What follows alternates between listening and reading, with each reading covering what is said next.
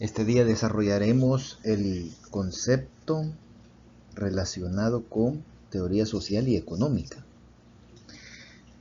Es importante que tengamos en cuenta que la teoría social y económica es la que nos permite comprender la realidad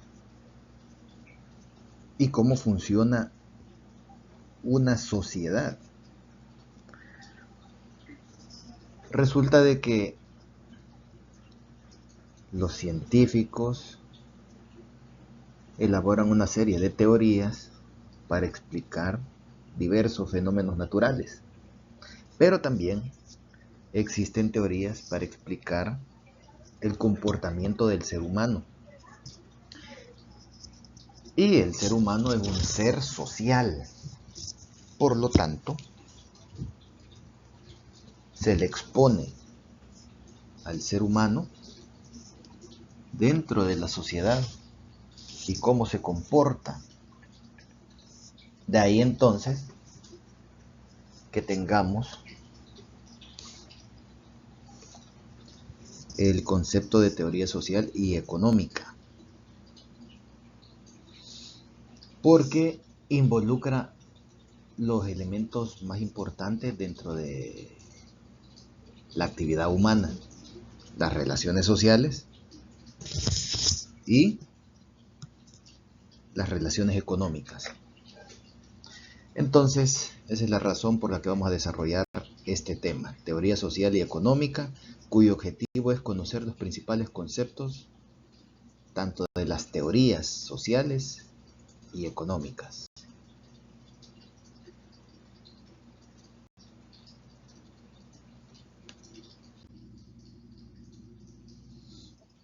Entonces partamos de una serie de elementos fácticos.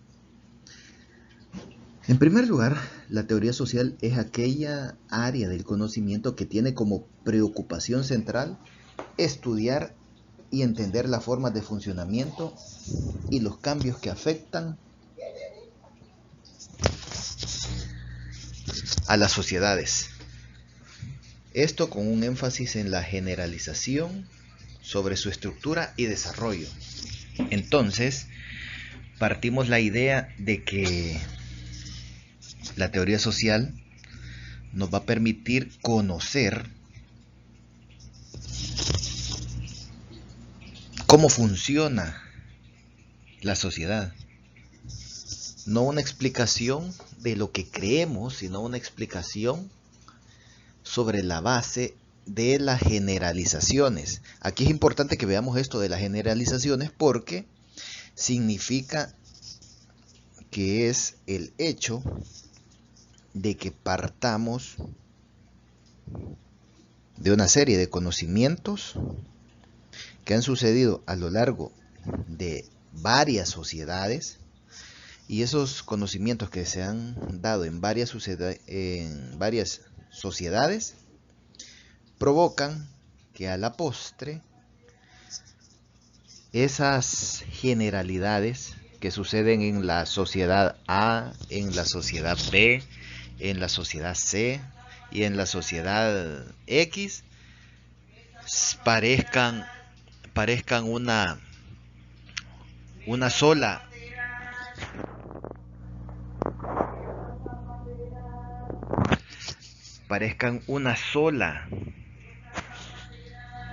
explicación. Entonces, partimos de que el concepto de teoría social nos busca y nos permite comprender ese fenómeno social.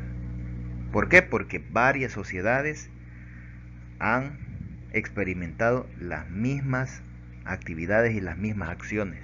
Y eso entonces permite saber y explicar que si sucedió en 5 sociedades las mismas acciones con diferentes actores, significa que en una sociedad que tenga las mismas características van a reproducirse esas mismas acciones. Entonces a eso se refiere. También el objeto de la teoría social es explicar y transformar las condiciones sociales contemporáneas mediante el estudio del comportamiento del ser humano. Esto cuando se relaciona al analizar las formas internas de organización de los grupos sociales. Entonces, significa que la teoría social nos permite ver de forma general cómo funciona la sociedad. Entonces, de forma general decimos, la sociedad A, la sociedad B y la sociedad C tuvieron estos procesos históricos, estos procesos sociales y por lo tanto generaron estas cualidades similares. Ahora bien, también nos sirve para explicar ya de manera particular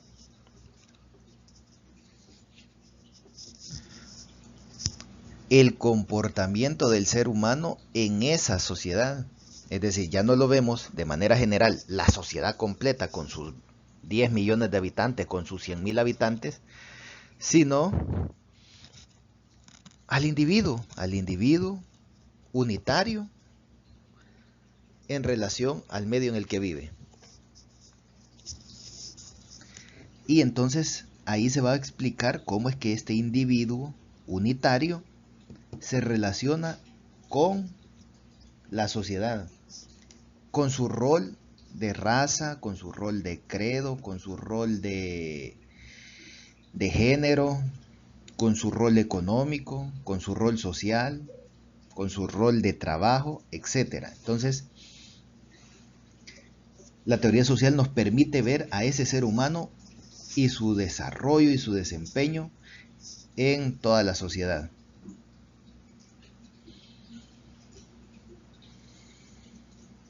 Eso, a la postre, nos va a servir para analizar el grado de cohesión y las relaciones entre el individuo, los individuos, la sociedad, todo dentro de un sistema. Porque aquí es importante que tengamos en cuenta de que la sociedad en última instancia es un sistema. La sociedad tiene características de un ser vivo. ¿Por qué? Porque usted tiene dentro de una sociedad, en este caso las sociedades occidentales y occidentalizadas. Las sociedades occidentales son las europeas, estadounidense, canadiense, ya que ellas desarrollan cultura, su propia cultura, y se han extendido por el planeta. Las sociedades occidentalizadas son las sociedades como toda Latinoamérica, la cual ha absorbido un 99% de la cultura europea, estadounidense, y la ha asimilado como propia. Entonces, en el caso de nosotros, América Latina, somos sociedades occidentalizadas por el hecho de tener una influencia tanto de los países europeos como de Estados Unidos. Entonces, las sociedades occidentales y occidentalizadas son sociedades que tienen un sistema y están jerarquizadas. Entonces, resulta de que al ser sociedades jerarquizadas, cada uno de nosotros desarrolla un rol social, un rol económico. Y aunque no nos pongamos de acuerdo, aunque no hayamos hecho un consenso, resulta de que nuestras acciones y nuestras actividades generan el mantenimiento de la sociedad. Generan el mantenimiento de la sociedad desde el momento en que la sociedad es una sociedad cristiana. Y entonces nacemos y crecemos y vamos a la iglesia. Y a pesar de que tal vez ya en el grado adulto ya no asistamos a la iglesia, a cualquier denominación, pero que en su mayoría nosotros tengamos una concepción cristiana del mundo, eso nos hace ser parte de la sociedad. Y eso permite a la sociedad seguir. Entonces, la sociedad en su conjunto, el 99, el 90% son cristianos. Entonces, los niños que nacen, nosotros que nacimos, crecimos, que somos adultos, y así sucesivamente, vamos a crecer con una concepción cristiana del mundo. La sociedad necesita gente que trabaje para que mantenga la economía. Entonces, nacemos, nos llevan a estudiar, estudiamos básica, media, entramos a la universidad y entramos a la universidad con el concepto de tener un grado académico para que a la postre nos sirva para conseguir un trabajo mejor. Entonces, eso también es la sociedad construyéndose, porque resulta de que la sociedad, como es un sistema que se mueve en lo económico y en lo social, tenemos entonces que generar los procesos para que la sociedad se mantenga en una actividad económica. Así entonces, aunque no lo pensemos, sino que tengamos una idea individual, voy a estudiar para conseguir un trabajo, voy a estudiar para tener mejores oportunidades laborales, voy a estudiar para tener un mejor salario. Eso es individual, pero resulta de que cuando entramos al mundo laboral, somos parte de una sociedad y de una economía. Entonces yo estudio marketing y trabajo en una empresa, esa empresa genera dinero y al final funciona la economía. Yo quiero trabajar de profesor y al trabajar de profesor voy a tener un salario de profesor. Entonces recibo un salario, pero en realidad estoy educando a las siguientes generaciones dentro de esa sociedad. Yo estoy estudiando ciencias económicas o administración de empresas. Entonces, a la postre voy a servir para que las empresas donde yo voy a trabajar tengan un motor económico y sigan funcionando. Entonces, al final la teoría social nos deja claro y nos explica que las sociedades son prácticamente un ser vivo cuyas células son los individuos. Y esas células que son los individuos, de manera individual e involuntaria, hacen actividades que a la postre le sirven a la sociedad para seguir moviéndose. Entonces, para terminar este punto, también tenemos que saber que el surgimiento de la teoría social viene desde la segunda mitad del siglo XIX. Estamos hablando de los 1850. Y esta teoría social surgió por el temor a la constante amenaza de fragmentación social que se le adjudicó a la industrialización. El proceso de industrialización fue algo que se da en la segunda mitad del siglo XIX, estamos hablando de los 1800, y fue un proceso en el cual se dejó de producir para alimentarse, sino que se le apostó a producir para la industria a gran escala. Industria siempre existía.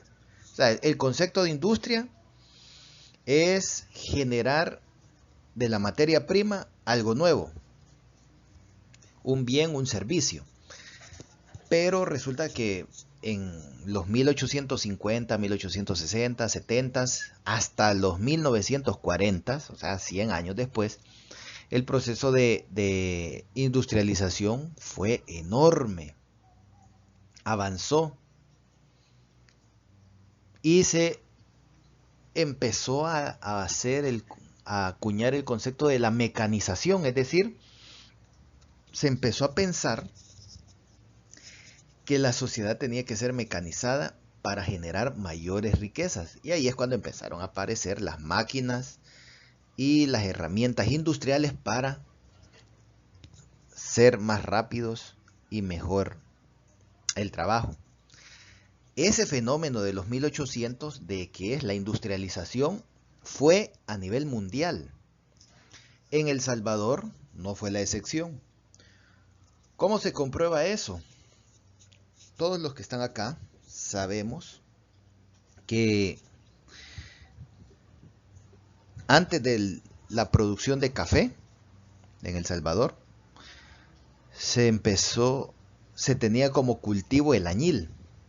El añil es un colorante azul que fue el motor económico de la economía de la zona que hoy es El Salvador, que antiguamente era una provincia de España durante la colonia, y que desde la conquista, la colonia, estamos hablando de 300 años, incluso después de la independencia, después de los próceres, hasta los 1850, más de 300 años, el añil fue el motor económico. ¿En qué consistía el añil? En tomar una planta que se llama jiquilite, procesarla, sacar el colorante azul, dejarlo secar y tener un ladrillo, una especie de ladrillo de colorante. Y ese ladrillo de colorante seco era el que se vendía. Eso era el añil, y así pasó la economía de esta zona que ahora es El Salvador, durante la colonia y los primeros años después de la independencia, como motor de la economía de esta zona. Pero resulta de que en el proceso de la industrialización de la segunda mitad del siglo XIX, ya no se necesitó de materias primas orgánicas, sino que se utilizaron materias primas sintéticas. Y ahí es donde aparecieron los colorantes sintéticos. Entonces ya no se necesitaba tener añil para hacer el color azul, sino que con tintes sintéticos era mucho más barato, se producía en Europa y ya no necesitaban hacer el viaje desde América hasta Europa. Estamos hablando de 4 meses de viaje. Entonces se hizo todo ese ahorro. ¿Qué es lo que provocó? Provocó que la economía de ahora de El Salvador, de los 1850, se degradara y se destruyera. Así fue como el proceso de industrialización afectó a todos los países del mundo en los 1850, incluso El Salvador. Entonces, al final, adoptar el modelo de producción de café no fue algo esporádico, sino que fue resultado de buscar un nuevo producto que fuera rentable a nivel mundial, ya que el añil había desaparecido.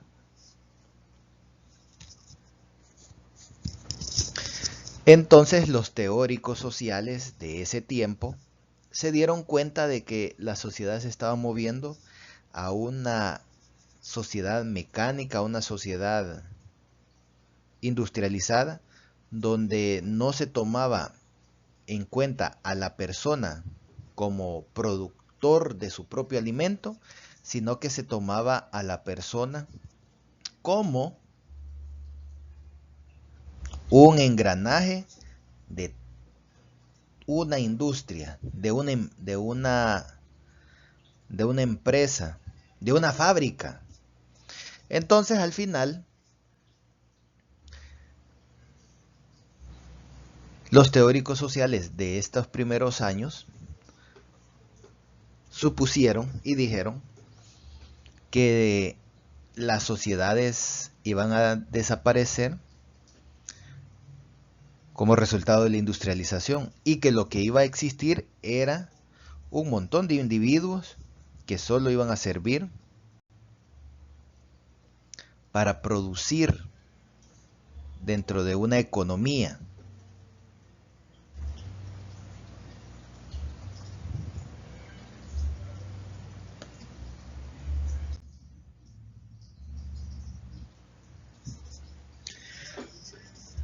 Ya ahora, dentro del siglo XXI, la teoría social estudia el desarrollo, la estructura y la función de la sociedad. Eso significa que cerca de 150 años después, podríamos decir 170 años después, la teoría social se mantiene con ese objetivo: estudiar el desarrollo de la sociedad, cómo se estructura y la función que tiene esa sociedad.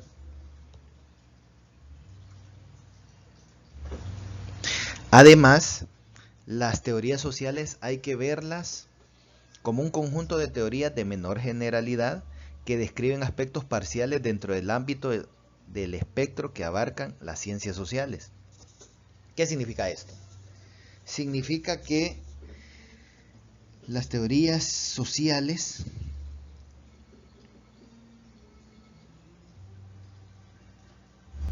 ven a la sociedad, pero cada una de las teorías sociales explica una parte del comportamiento social. Explican una parte de cómo se mueven y se desarrollan los individuos dentro de una sociedad.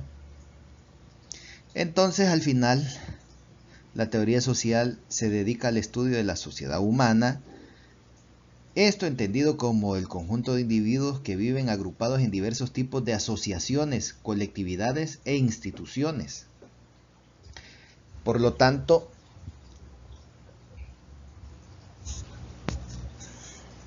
las teorías sociales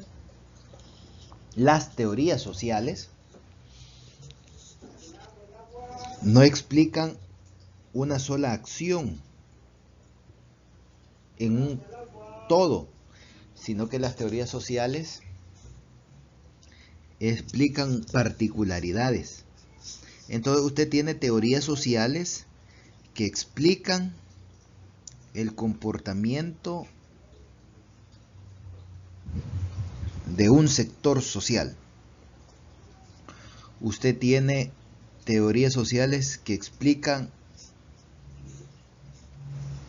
las razones por las que de manera económica una sociedad se mueve de X, Y, Z manera. Entonces, la teoría social en realidad es un conjunto de teorías que explican particularidades, y esas particularidades a la postre son las que terminan generando macroconceptos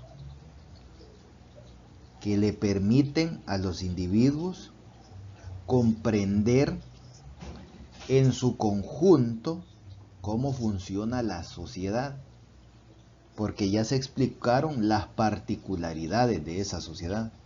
Entonces, vamos de lo particular a lo general cuando aplicamos las teorías sociales.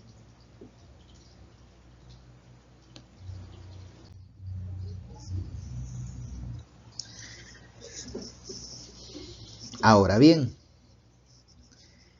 resulta de que a lo largo de estos 170 años, desde que existen las teorías sociales,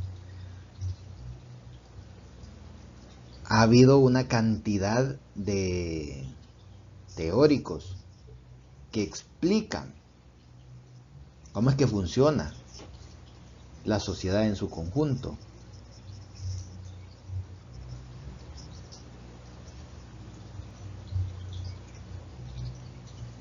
Y así entonces vamos en este momento a ver cada uno de los principales teóricos sociales. Y vamos a analizar un aspecto particular. Empecemos con Karl Marx. Marx puede decirse que es el padre del marxismo, que después generó el socialismo y otras ideas de izquierda. Marx nació en 1818 y murió en 1883, y todo su conjunto teórico radica en la parte filosófica, económica y social.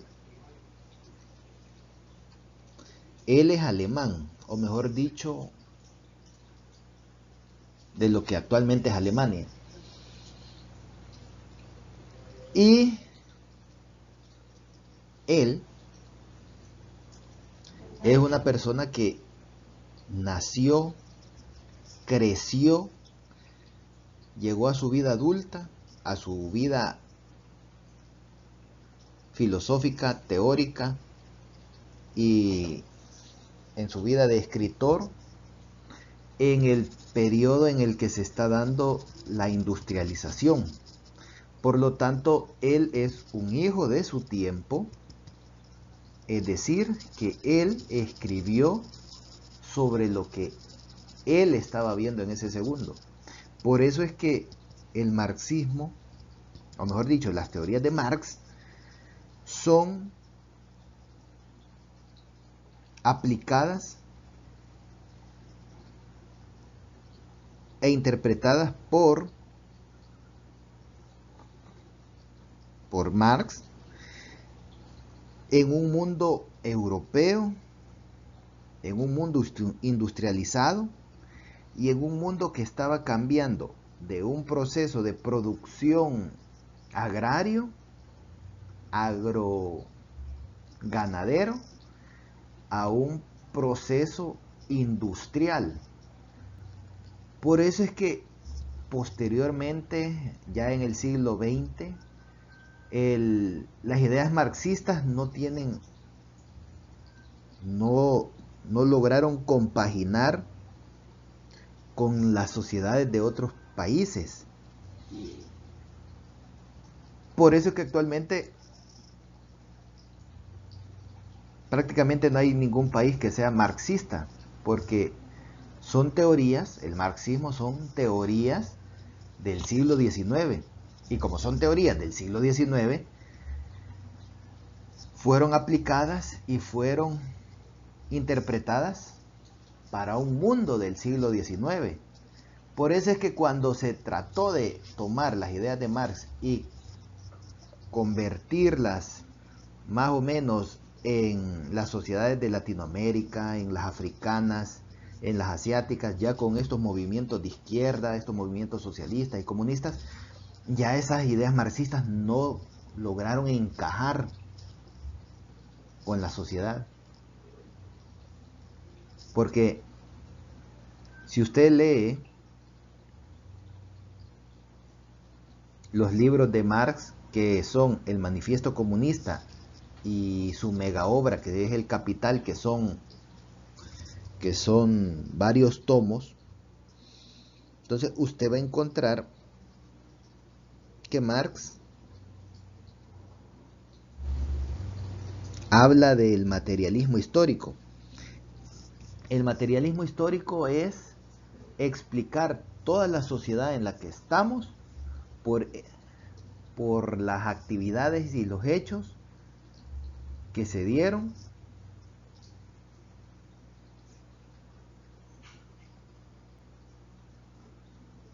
en el pasado. Entonces el materialismo histórico es ver el pasado, analizarlo, interpretarlo y decir que las acciones que se dieron en el pasado son el resultado, o mejor dicho, nosotros en el presente somos el resultado de las acciones del pasado. Eso es el materialismo histórico. También Marx explica sobre la lucha de clases. Entonces Marx sostiene que las sociedades estamos regidas por una lucha de clases permanente.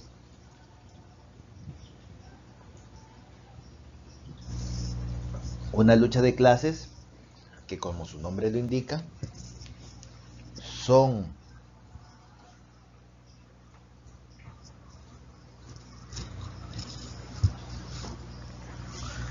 acciones y actividades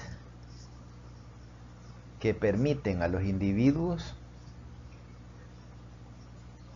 darse cuenta de que están en una clase social y que en el caso del marxismo existen dos: el proletario y los burgueses. Los burgueses son los que tienen los medios de producción y el proletario es el que vende su fuerza de trabajo. Entonces Marx sostiene que solo hay dos clases sociales: el dueño de los medios de producción, el empresario, el industrial, y todo el resto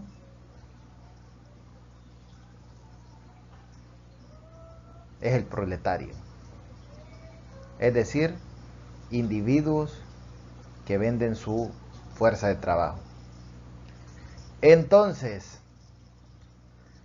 yo soy profesor, entonces soy proletario porque vendo mi fuerza de trabajo, que en este caso sería el conocimiento, y el burgués es el dueño de la escuela o el dueño del colegio. Yo soy mecánico y entonces vendo mi fuerza de trabajo, que es las habilidades para reparar automóviles, pero el dueño del taller es el burgués. Yo trabajo en una empresa de alimentos, entonces soy obrero, soy proletario porque vendo mi fuerza de trabajo, y el burgués es el dueño de la empresa. Entonces así es como funciona. Así es como funciona el concepto de lucha de clases. Número uno, existen solo dos clases sociales dentro de las ideas marxistas: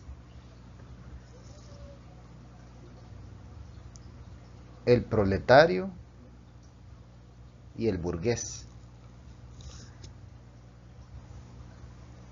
El proletario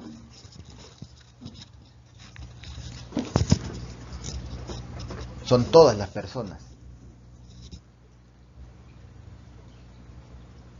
El burgués, en cambio,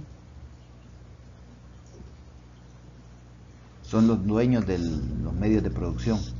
Y entonces la lucha de clases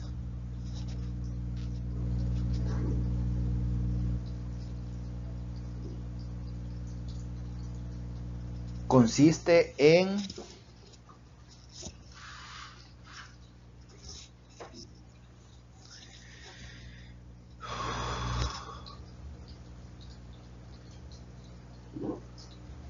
que los obreros, los campesinos que también venden su fuerza de trabajo,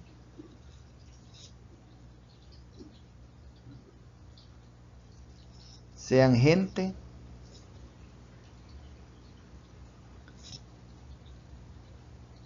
que se dé cuenta de su rol social,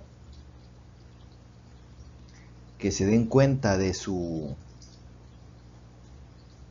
situación de clase, y que entonces inicien una revolución para eliminar a los burgueses y crear una sociedad socialista en la cual no haya clases sociales, sino que la sociedad en sí genere todo lo necesario para la autogestión.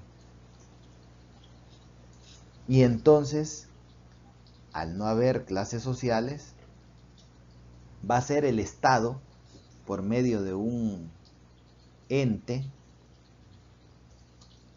que en este caso sería el Partido Socialista, que ese sería el encargado de administrar a la sociedad completa, es decir, el dueño de todas las empresas como individuo ya no existe, ya no hay empresas, sino que son medios de producción que le pertenecen al Estado. El Estado es socialista y el Estado es el que genera riquezas y el Estado es el que produce una economía, y esa economía es la que a la postre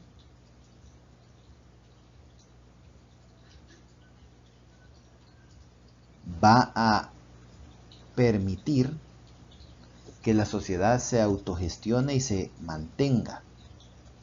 Por eso es que usted tiene países socialistas en los cuales las personas reciben un bono o reciben un certificado, y entonces ese certificado dice recibir tantas bolsas de azúcar, tantas bolsas de café, tanto papel higiénico, tanto producto básico, tanta carne, etcétera. Y es por eso es que usted ha visto países socialistas donde la gente hace colas para recibir esa comida o esos insumos, porque se va bajo la idea de que el Estado es enorme y que todo lo que gira alrededor del Estado es una economía y una sociedad sin clases. Por lo tanto, la persona no trabaja en función de ganar dinero para ella misma, sino que trabaja en función de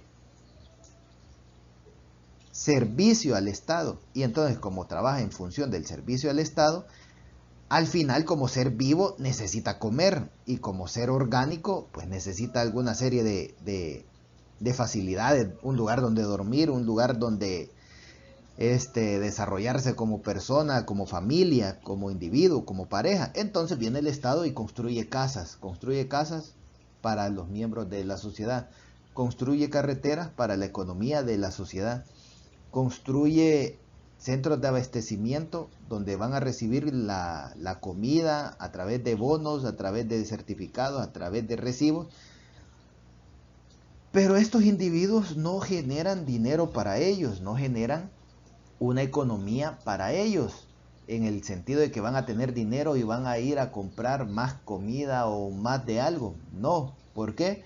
Porque son individuos que su función no es individual, sino que es una función de la colectividad. Entonces, vivimos y existimos por la colectividad. Y como vivimos y existimos por la colectividad, significa entonces que la persona va a desarrollarse y va a vivir y va a existir no buscando sus propios beneficios, sino que va a ser una persona que va a vivir alimentándose, creciendo y produciendo para la sociedad, o sea, para los camaradas, para los 100 millones de habitantes, para los 50 millones de habitantes, para los 100.000 habitantes, lo que sea, pero así va a funcionar. Entonces, esa es la idea de Marx. Entonces, como usted ve, esas ideas en los países occidentalizados y occidentales, pues no cuadró. Por eso es que al día de hoy, prácticamente solo Corea del Norte es el único país que es socialista. Porque incluso Cuba, que es un país de línea socialista, permite el ingreso de remesas, trabaja sobre la base del turismo, y entonces la persona que es guía turística recibe propinas y entonces ese dinero lo puede ocupar para hacer otras actividades. Así que en el mundo no existen más países que prácticamente Corea del Norte en que sean socialistas de verdad. ¿Por qué? Porque las sociedades occidentalizadas, esa concepción de trabajar no tuvo, esa concepción de trabajar para mantener a la sociedad no tuvo mayor eco. Por eso existe el mito de Cuba. El mito de Cuba de que el taxista, el botones del hotel, el guía turístico es doctor, tiene 5 maestrías, tiene posgrados y es taxista y es el señor zapatero y es el señor que está pelando cocos y ese señor tiene una ingeniería en agroindustria, lo que sea. Ese mito surge por el hecho de que en los países socialistas no se veía la educación como una función para mejorar el estatus, sino que se mira la educación como un derecho y como algo que le va a servir a la sociedad en su conjunto. Entonces, de ahí surgió el mito que en los 80s y 90s fue una realidad, de que las personas que andaban haciendo oficios varios y actividades de fuerza física y actividades que en cualquier otro país serían actividades realizadas por personas que no tienen una educación superior, en Cuba usted encontraba gente haciendo actividades con una licenciatura, con un doctorado, con maestrías y así. ¿Por qué? Porque su función radicaba en estudiar para el Estado y no en la función que tenemos acá, que yo estudio una licenciatura porque voy a tener una mejor oportunidad en el campo laboral que si solo tengo una educación básica o si tengo una educación media. Acá, en el siguiente punto, tenemos a Max Weber. Leamos a Max Weber, lean la explicación de Weber.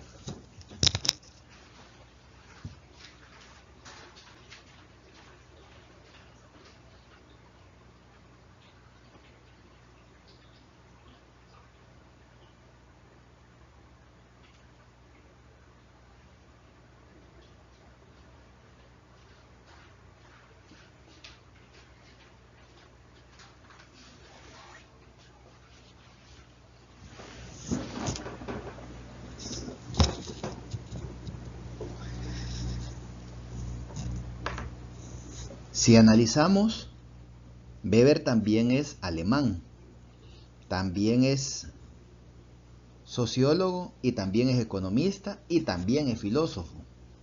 Entonces, Weber y Marx,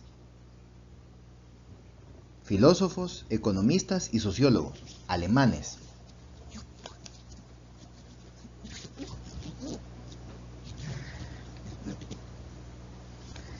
Pero aquí hay una gran diferencia. Marx, en primer lugar, es un hijo del siglo XIX.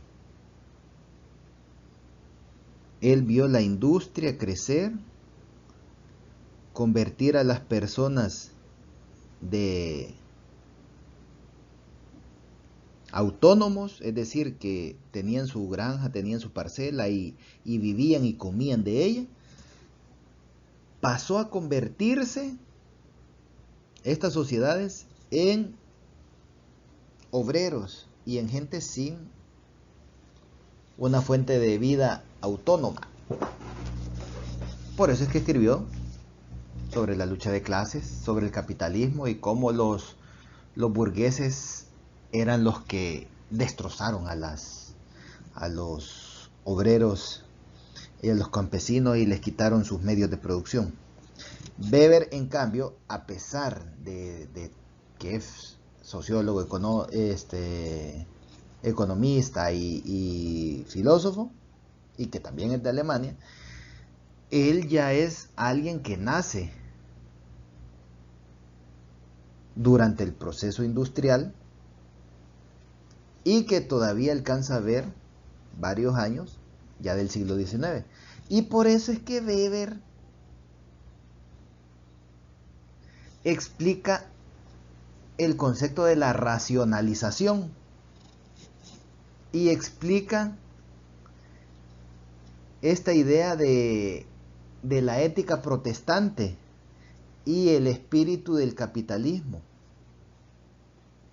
Entonces Weber dice, las sociedades crecen y se desarrollan mejor si tuvieron una influencia del protestantismo.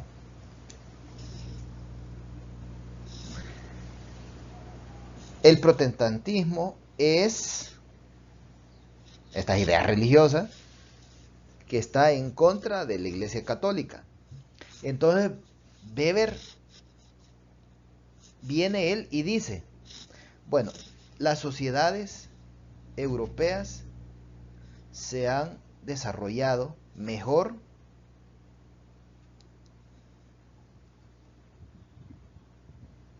las que lograron separarse del catolicismo. Así lo explica. Entonces Weber dice, sí, las sociedades que son protestantes son las sociedades cuya economía está mejor. Entonces dice, los ingleses dejaron el catolicismo y se convirtieron crearon su propia religión, su propia secta, su propia rama del cristianismo, que es el anglicismo. La iglesia anglicana es de Inglaterra. Entonces los ingleses crearon su propia iglesia. Los alemanes dejaron el catolicismo y se hicieron luteranos. Son protestantes luteranos. Y así, sucesivamente, explica que los países europeos que dejaron de tener una influencia católica en sus sociedades generaron una mejor economía, y esa mejor economía fue gracias a que eran protestantes, porque según Weber el protestantismo permite generar en los individuos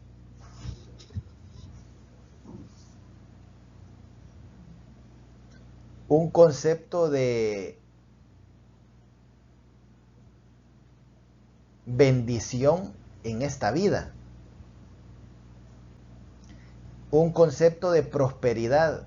Y entonces los protestantes lo que explican es, según Weber, que todas estas ideas protestantes lo que explican es la función del trabajo como una bendición, y que entonces la gente que es protestante mira el trabajo como una actividad de bendición, en la cual, en la medida de que genera dinero, está siendo bendecido, y está siendo bendecido, y ser una persona con dinero y escalar dentro de los estratos sociales es algo bueno y es algo positivo. Entonces Weber decía, bueno, los protestantes, las sociedades protestantes están creciendo económicamente porque los individuos ven el trabajo como una bendición y miran la riqueza como algo bueno, como una manifestación de que Dios lo está bendiciendo al individuo. Por en contra, dice Weber, las zonas donde son católicos, ellos ven el trabajo como un castigo. Ellos ven la obtención de riquezas como un pecado, como el pecado de la avaricia, como el pecado de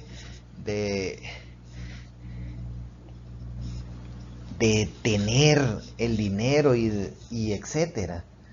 Entonces, Weber dice, los países católicos, Portugal, España, Italia, son los países más pobres de Europa. Y son los países más pobres porque siguen siendo católicos. Mientras que Inglaterra, Alemania, Francia, Suiza y los países nórdicos son protestantes. Y como son protestantes, el dinero no es pecado, tener dinero no es pecado, trabajar no es un castigo divino, y eso genera dinero y riquezas a los individuos.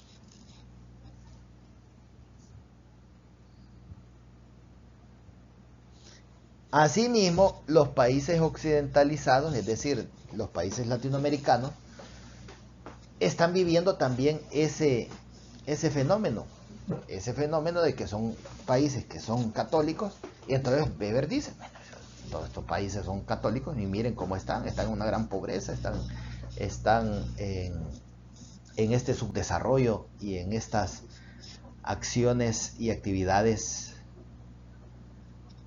de un no progreso, ni social ni económico.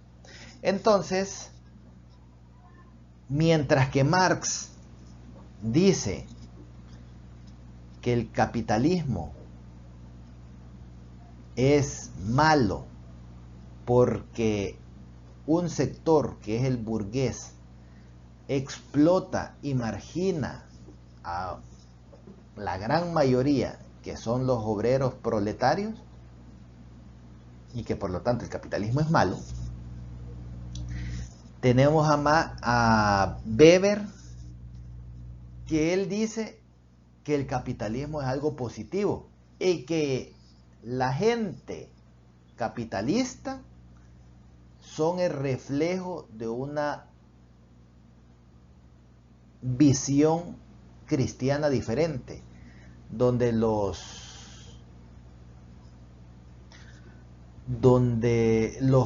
que tienen ideas protestantes, o sea, un cristianismo evangélico, están condicionados subjetivamente en su cerebro para mejorar en su economía.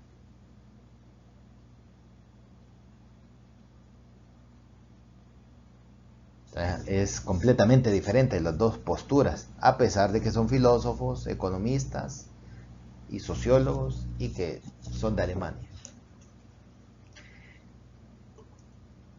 El siguiente teórico es Émile Durkheim. Él es francés y es sociólogo. Y Émile Durkheim explica sobre la cohesión social y la solidaridad. Émile Durkheim también hace un estudio de la sociología, hace un estudio sociológico de la religión. Y él explica en sus dos libros, que son La división del trabajo social y otro libro que se llama El suicidio, él explica cómo funciona la sociedad. Y entonces los dos grandes conceptos, tanto en La división del trabajo social y en el libro El suicidio, él explica que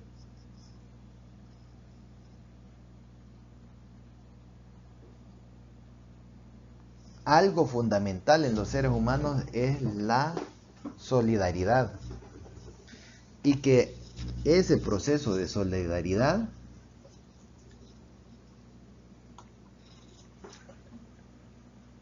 es el que va a generar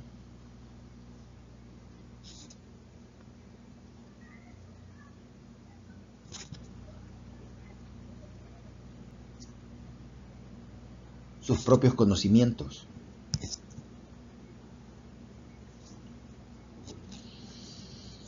Luego tenemos a Talcott Parsons.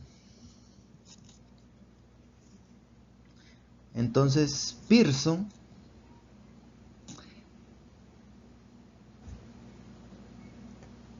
él habla de la acción social, de la estructura social y la integración social. Entonces, Talcott Pearson dice que los individuos generamos acciones que no son individuales, sino que están dentro de la estructura social, que es lo que hablábamos al principio, de que yo individuo trabajo como motorista en un bus y recibo mi sueldo como motorista, pero en realidad le estoy sirviendo a la sociedad porque estoy transportando a otros individuos a sus trabajos o a sus escuelas. Yo trabajo en una industria de gaseosas. Estoy recibiendo mi sueldo por trabajar en una industria de gaseosas, pero estoy siendo un individuo que le sirve a la economía social.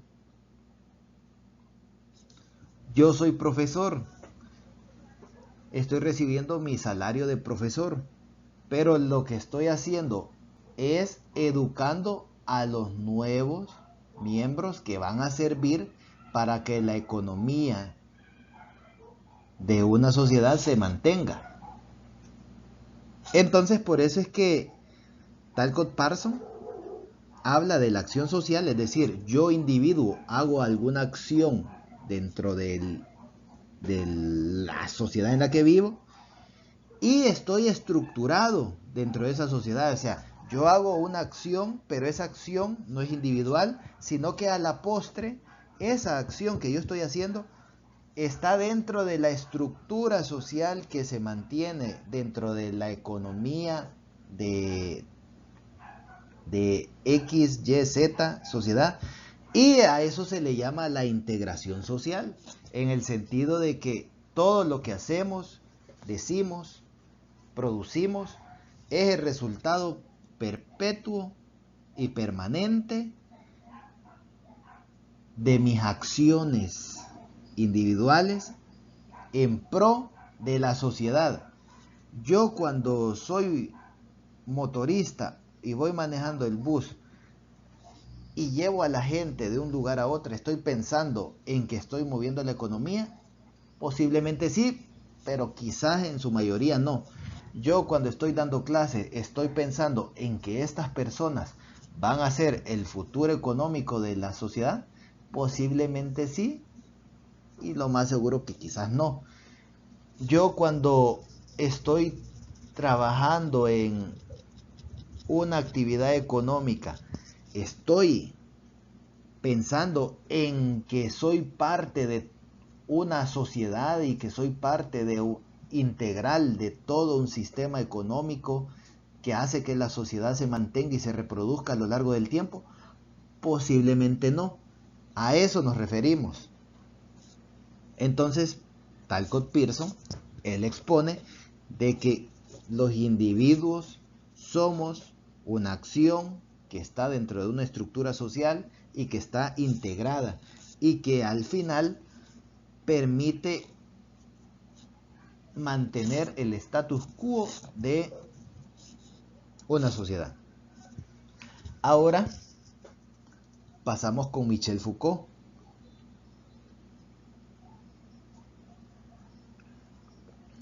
Foucault, su trabajo se centra en el poder, en el conocimiento y en la historia de la sexualidad. Entonces Foucault trata de explicar a las sociedades por medio del poder. Entonces Foucault dice, es que lo que sucede es que las sociedades son estructuras vivas y son sociedades cuyos miembros se mueven y se estructuran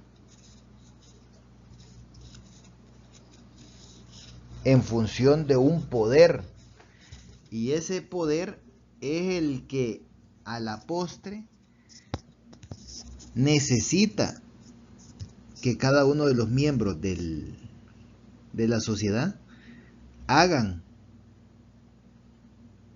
su labor. Entonces se necesita que haya un orden, y ese orden, ¿quién es el que da el orden dentro de la sociedad?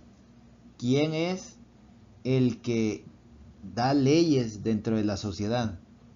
¿Y quién es el que genera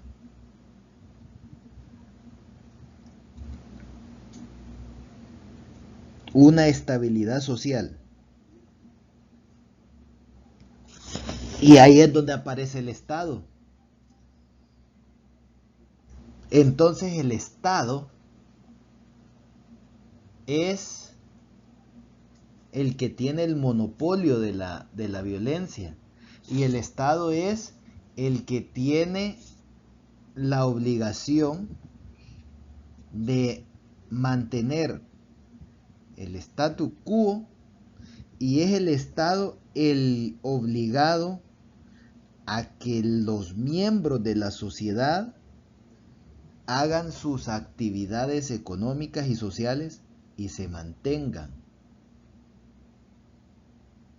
y se desarrollen y existan y se reproduzcan. Entonces Michel Foucault expone de que no es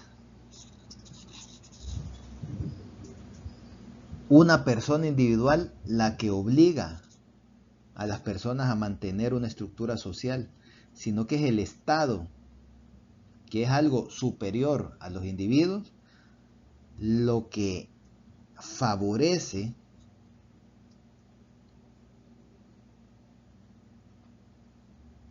la estructuración social.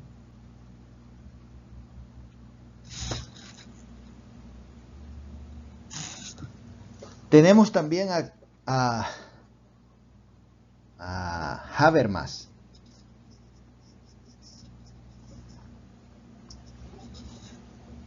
Habermas es un filósofo y sociólogo alemán,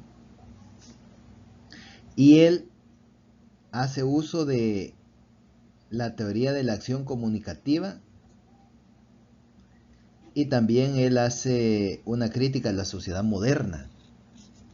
Entonces Habermas trata de explicar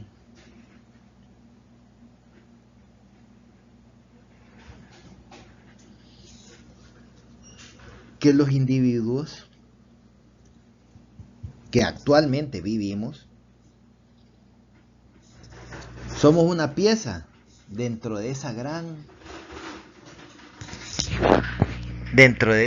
maquinaria que es la sociedad.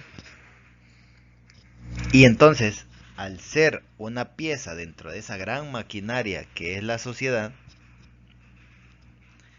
hay que analizar si ese proceso es válido aún. Entonces por eso tenemos a Junger Habermas, el cual explica que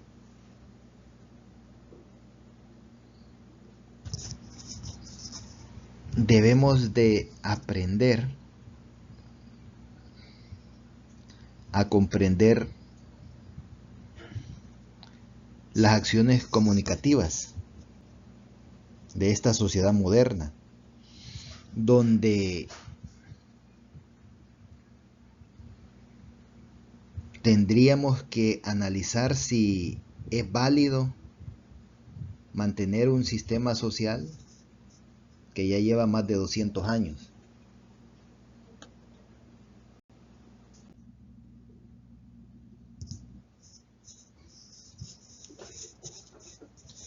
Pasamos a otro tema, que es la teoría económica. Acá dentro de la teoría económica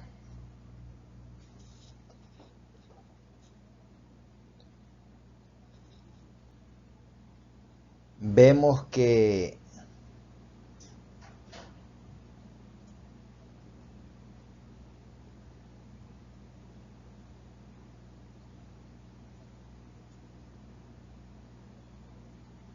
las sociedades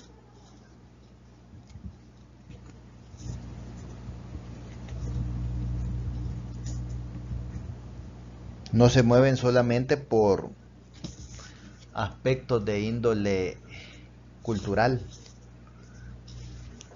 sino que se mueven por aspectos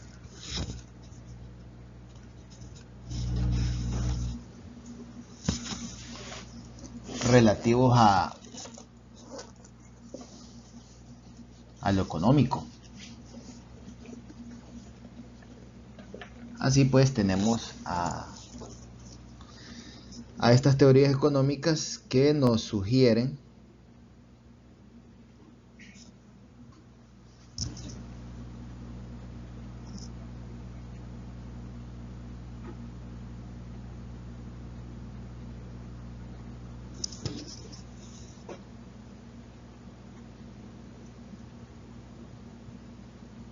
cómo es que funciona la economía.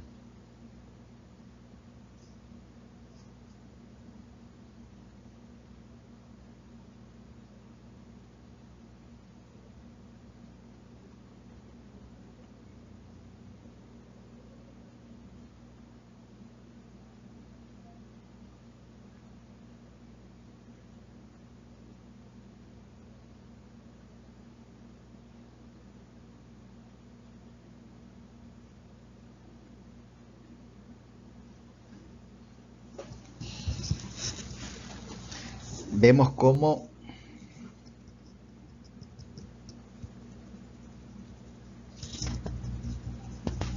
hay una economía que genera actividades sociales. Esto es bien importante que lo tengamos en cuenta.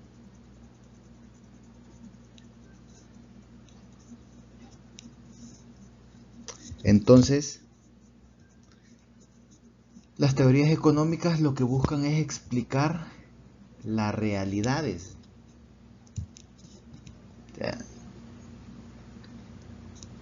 La teoría económica entonces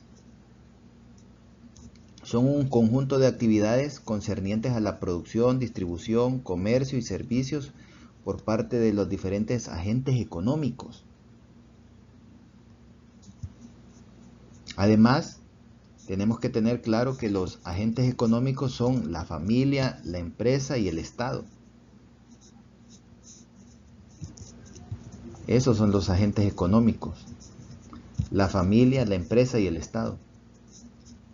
Y entonces los agentes económicos son toda persona natural o jurídica que participa en la economía desempeñando cualquier clase de actividad económica. Y entonces los agentes económicos pueden ser entendidos como los entes que actúan y que toman decisiones dentro de un mercado. Entonces la teoría económica nos va a explicar de que hay agentes que mueven la economía, que es la familia, la empresa y el Estado. Y que el agente económico entonces puede ser un individuo o puede ser algo corporativo,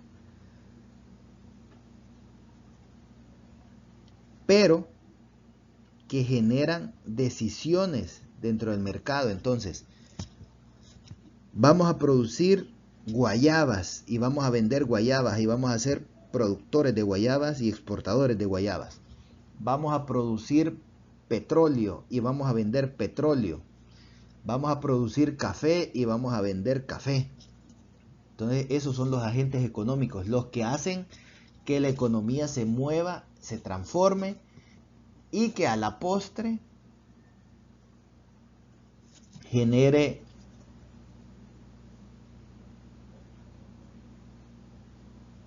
una actividad económica diferente.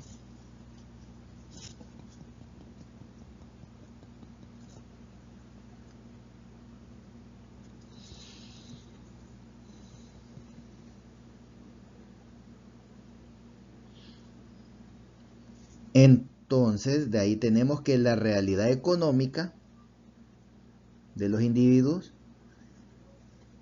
está ligada a la producción, a la distribución, al comercio, al consumo y a los servicios.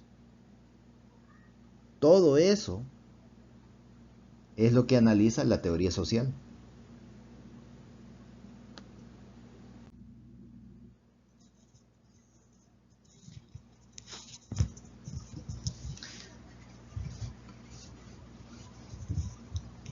Ahora bien,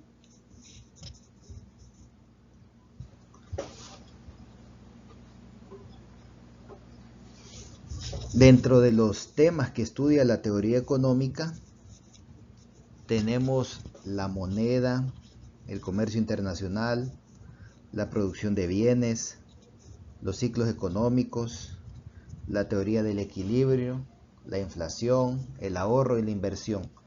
Todos esos elementos son los que estudia la teoría económica. Entonces, dentro de la teoría económica va a incluir todos los elementos que hacen que una sociedad se mantenga, que una sociedad se desarrolle y que sea plena.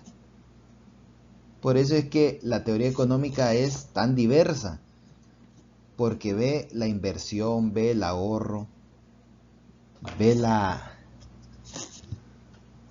los procesos de inflación, cómo eso afecta a la moneda, cómo el comercio internacional afecta a los productos de bienes, el ciclo económico, y ahí también hay problemas o conflictos en lo que respecta al equilibrio, a la teoría del equilibrio. Entonces, ahí vemos que los temas que estudia la teoría económica abarcan desde la producción hasta el consumo, es decir, todo el proceso económico de cualquier bien, de cualquier producto. .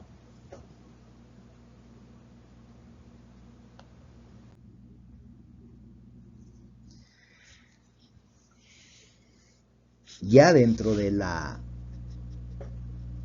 teoría económica existen las escuelas clásicas económicas. Y estas escuelas clásicas económicas son los padres del capitalismo, del moderno capitalismo. Se tiene la idea de que el capitalismo surgió después del descubrimiento de América, porque resulta de que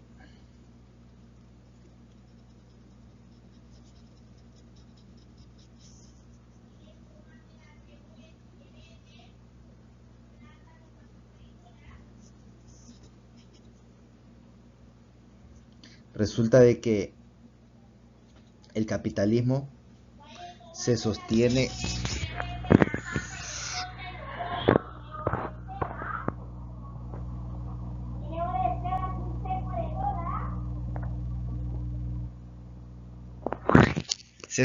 que el,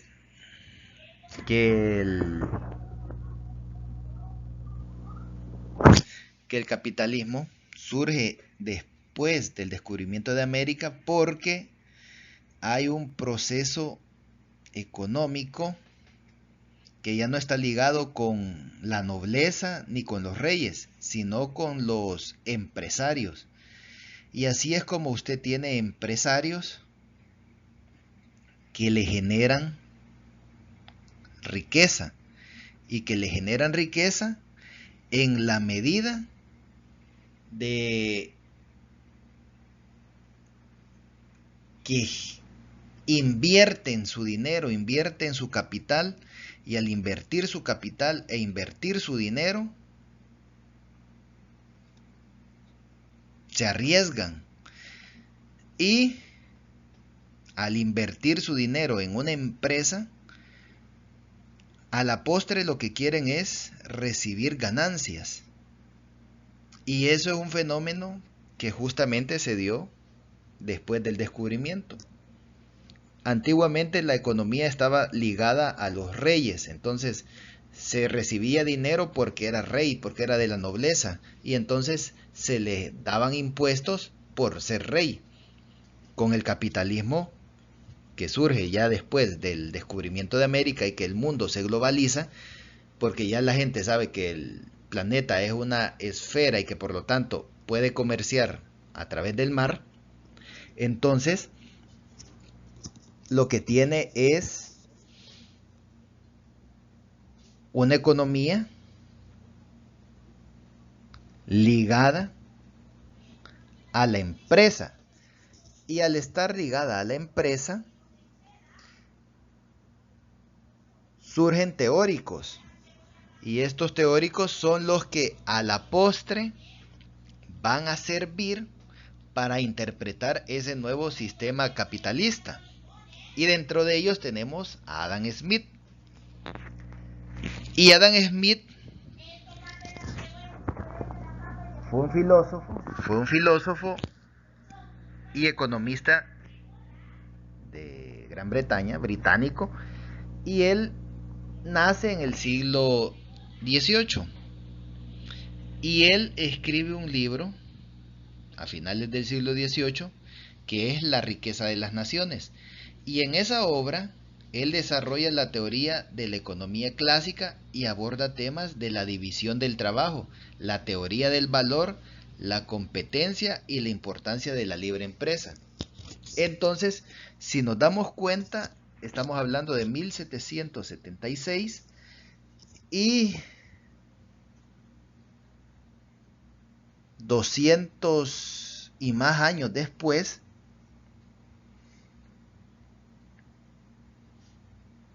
225 años después, más o menos,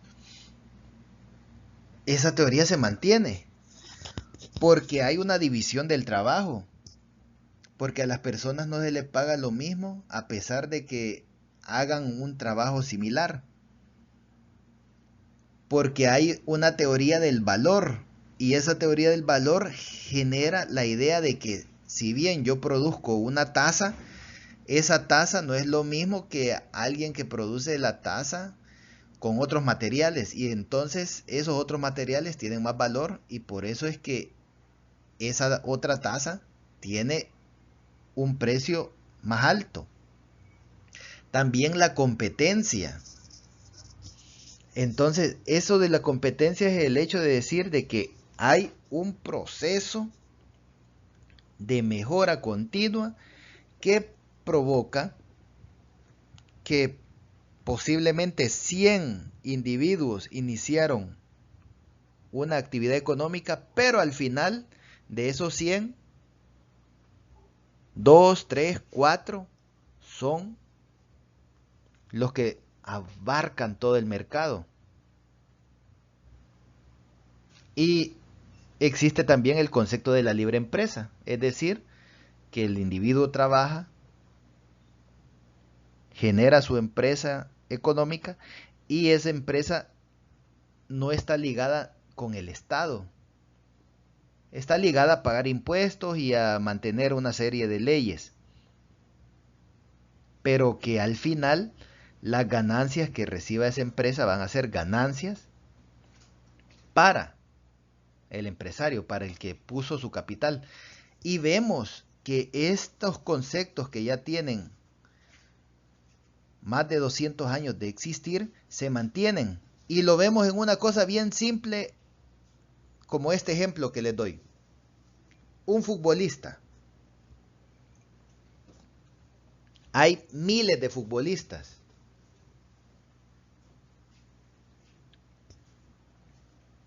Es un trabajo ser futbolista. Ok, el ser futbolista es un trabajo. Pero existe la competencia.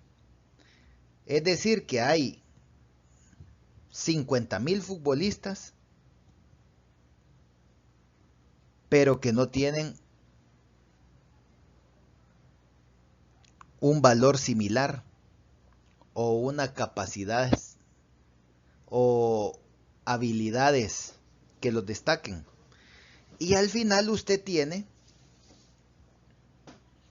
que de esos miles de futbolistas hay algunos que tienen un valor económico diferente. Y al final usted tiene futbolistas que ganan millones por contratos. Y hay algunas personas que dicen, no, pero es que están pegándole a la pelota, pero no es así, porque no es el fútbol en estos casos ya deja de ser una actividad deportiva, sino que el fútbol se convierte en una empresa, en una libre empresa, y que por lo tanto surgieron 100,000 futbolistas en el año 2004, pero 20 años después, por las competencias, por la experticia, por la superioridad, se generó un valor diferente de cada futbolista. Y entonces al final usted tiene a un futbolista como Messi, como Cristiano Ronaldo, que ellos valen millones, pero no es porque la empresa, o sea, el equipo de fútbol, lo esté comprando porque sea futbolista, sino que lo está comprando por lo que genera, porque no es lo mismo que fulano de tal tome un producto y le diga, cómprelo, a que Messi venga, tome ese producto y le diga, cómprelo. El mejor ejemplo fue el de Cristiano cuando tomó las botellas de Coca-Cola y dijo que bebieran agua. Desplomó por un par de horas la economía de la Coca-Cola. Cualquier otro futbolista o cualquier otro individuo pudo haber dicho lo mismo y nadie le hubiera hecho caso. Entonces ahí es donde vemos el principio capitalista. El principio capitalista de el valor y la competencia. Así pues, vemos cómo Adam Smith, cuyo libro se escribió en el siglo XVIII, ha pasado el siglo XIX, el siglo XX, estamos en el siglo XXI y varios de los conceptos están presentes y están perennes.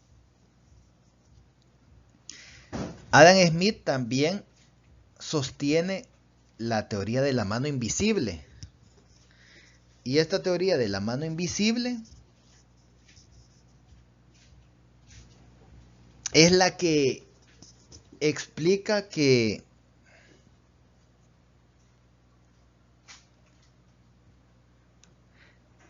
la búsqueda del interés propio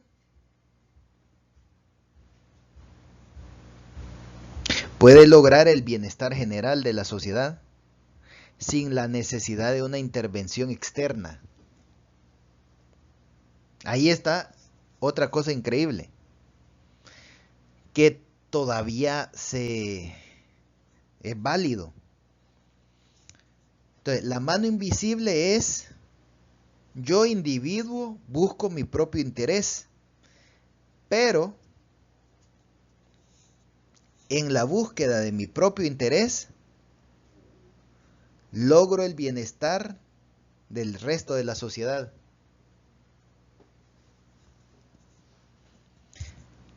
Eso cómo se ve ya dentro de las sociedades.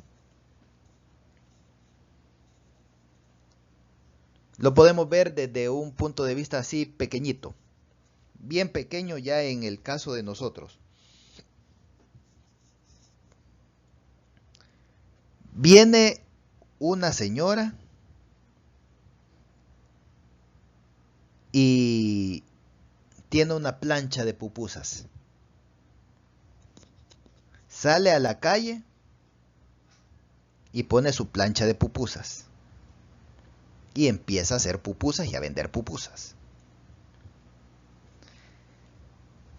Su rol y su necesidad individual es ganar dinero. Pero a la vez que está recibiendo dinero, está solventando una necesidad. Y la necesidad es el hambre de los individuos.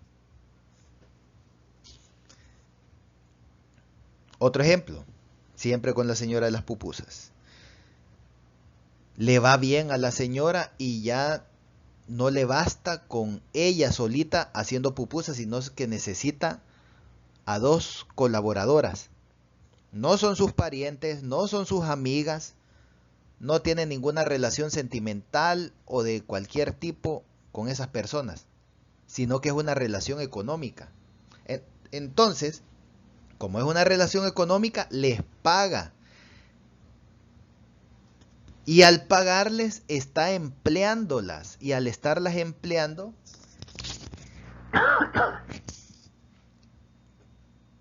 está convirtiéndose en productora de empleo. Así entonces, la señora que está en la calle echando pupusas y que tiene 2 colaboradoras, está recibiendo dinero y está solventando su necesidad y su interés propio e individual. Pero esa búsqueda de su interés propio e individual está generando una economía en la cual ha sacado del desempleo a 2 personas y las ha convertido en empleadas que reciben una remuneración económica y que a la vez esa producción de esas pupusas le generan alimentación a los clientes. Y eso lo vemos desde un ejemplo tan pequeño como una señora que está afuera del pasaje echando pupusas. Eso es la mano invisible.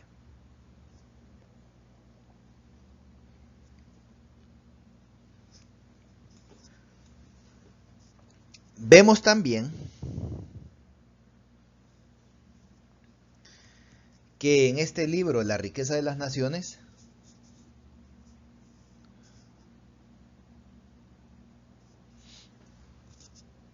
es donde se desarrolla la concepción o el concepto de esa mano invisible.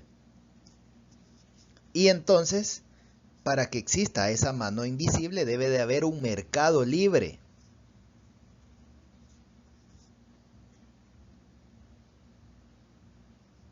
Entonces, al haber un mercado libre, le permite a los diversos individuos generar riqueza y ser más eficientes con los recursos y con el crecimiento económico. Así pues, se mueve la economía con esa mano invisible que genera un proceso económico.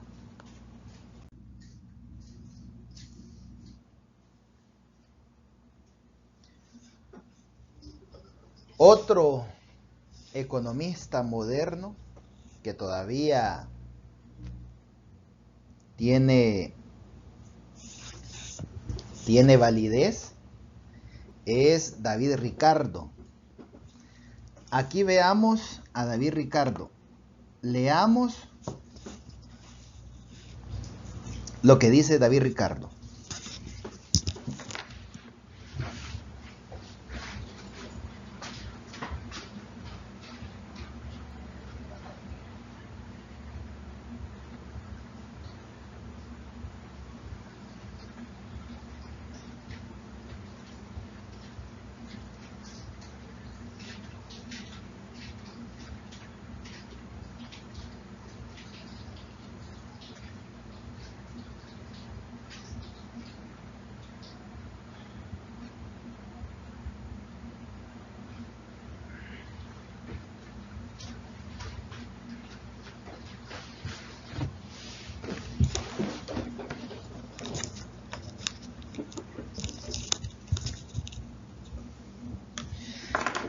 Vemos ahí que el concepto principal es la economía política y también el concepto de la ventaja comparativa.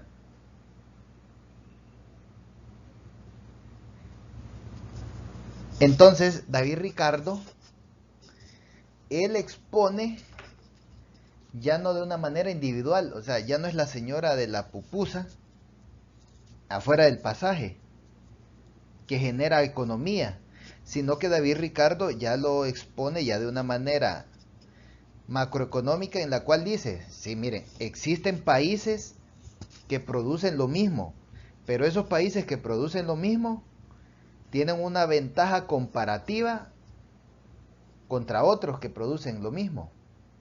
Y por eso es que a la postre de 20 países que producen algo, al final logran tener el monopolio 2, 3 países. O de 20 empresas que empezaron con la producción de algo, posteriormente desaparecieron y solo quedaron uno. El caso salvadoreño. En la década de los 80s y principios de los 90s habían una gran cantidad de centros comerciales.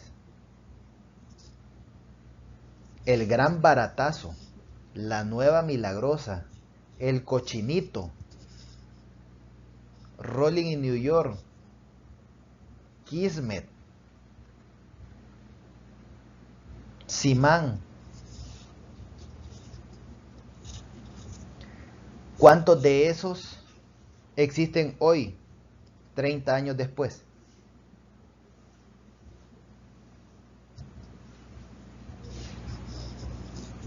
Solo Simán. Entonces, a eso se refiere David Ricardo.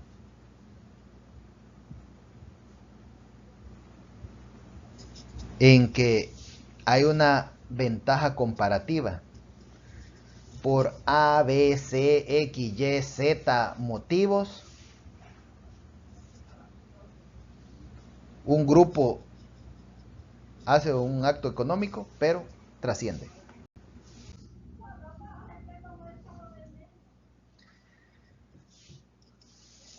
Tenemos también a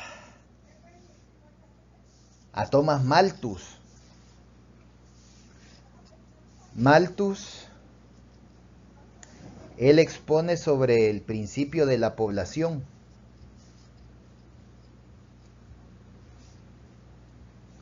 Y él expone la importancia de la relación entre población y los recursos. Entonces él dice, dependiendo del crecimiento poblacional, así va a ser la distribución de recursos en el mundo contemporáneo. Entonces Malthus lo que sostiene es que entre mayor población, más difícil va a ser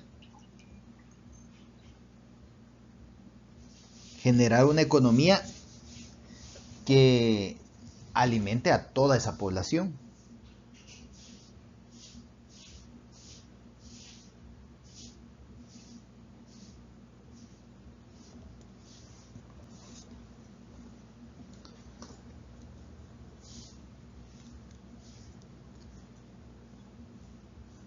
Entonces el sistema malthusiano lo podemos ver ligado entre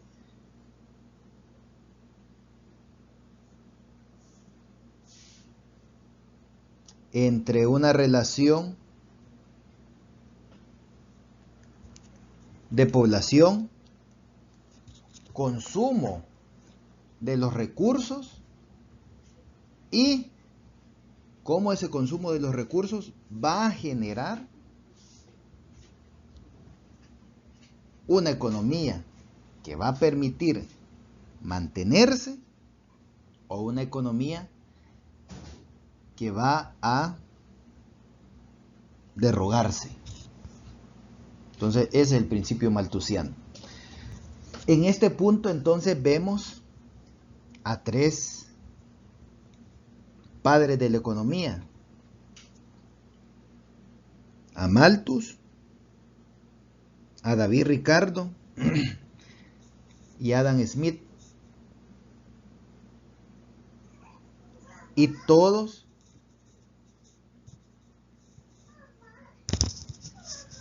han generado teorías y conceptos que le permiten a la sociedad capitalista mantenerse.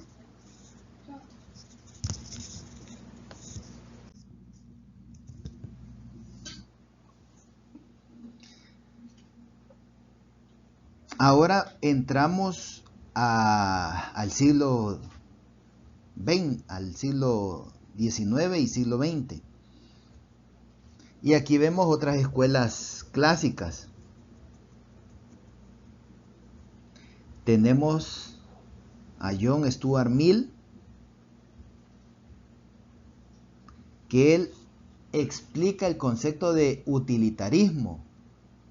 Entonces él dice, no, es que la economía surge debido al utilitarismo, debido a que en la medida de que un producto sea necesitado y utilizado, así es como se mantiene vigente. Entonces, el utilitarismo sostiene que las acciones son correctas en la medida que tienden a promover la felicidad o el bienestar general de la mayoría de la cantidad de las personas posible. Entonces el utilitarismo lo que le dice es, mire, existen capitalistas que son millonarios y existen capitalistas que son millonarios que obtienen ganancias, pero esas ganancias que reciben al final son algo bueno porque ellos le están dando una utilidad a los individuos. Aquí vemos un ejemplo. Todos aquí tenemos Microsoft Teams. Todos estamos utilizando Microsoft Teams. Todos aquí utilizamos alguna herramienta del Office. Entonces yo no necesito hacer a mano un montón de cuadros para hacer un análisis contable o un análisis administrativo, porque yo tengo Excel. Yo no necesito una máquina de escribir y yo no necesito estar con un lapicero y papel escribiendo porque tengo Word. Yo no necesito estar haciendo dibujitos y estar haciendo carteles porque yo tengo PowerPoint. Bill Gates es el dueño de eso. Y el hombre es asquerosamente millonario. Pero al final es millonario porque le resolvió las necesidades a millones de personas.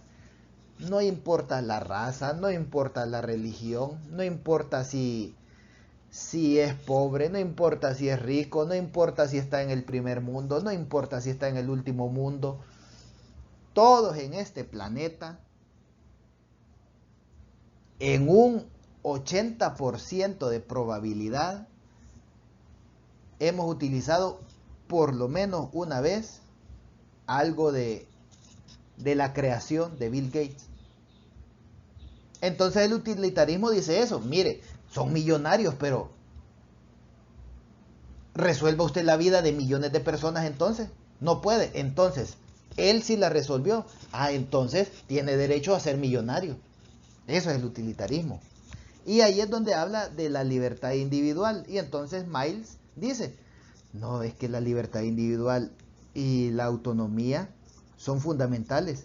Las personas deben de ser libres para actuar como deseen, siempre y cuando no perjudiquen a los demás. ¿Y dónde está escrito eso? En su libro sobre la libertad. Entonces, a eso se le llama la libertad económica. Por eso es que usted escucha a varias personas hablando de, no, es que debemos de defender las libertades y que nosotros tenemos libertades. Están hablando de las libertades económicas. Es más, Miles es vigente porque también él fue uno de los defensores de la igualdad de género. Y él fue uno de los primeros en abordar los derechos de las mujeres. En otro libro que se llama La sujeción de las mujeres, de 1869. Y en ese libro él argumentaba que la opresión de las mujeres era injusta e irracional y él abogó por la igualdad de derechos civiles políticos para las mujeres. ¿Qué significa esto? Significa entonces que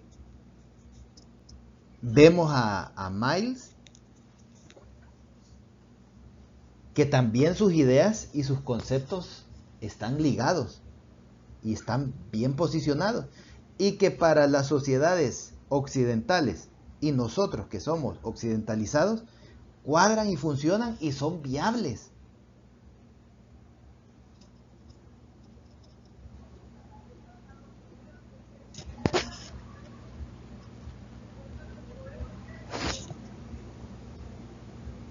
Así que es importante conocer de él y de su obra.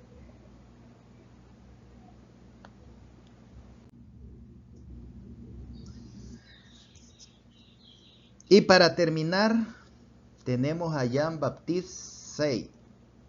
Él es francés, también del siglo XVIII.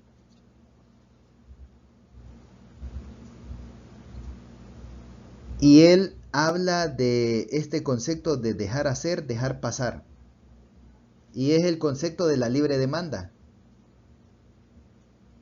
Del concepto de la oferta y demanda. Entonces, Jean-Baptiste explica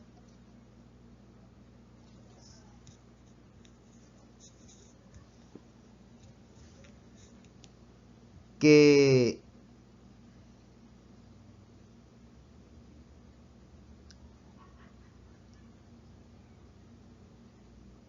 la economía es el resultado de una oferta y que esa oferta, si es aceptada por los individuos, va a tener demanda y entonces va a generar riquezas. Así entonces, hay 5 productores de gaseosas, pero que al final van a ir desapareciendo y va a quedar una, y esa una es porque logró generar mayor demanda que el resto.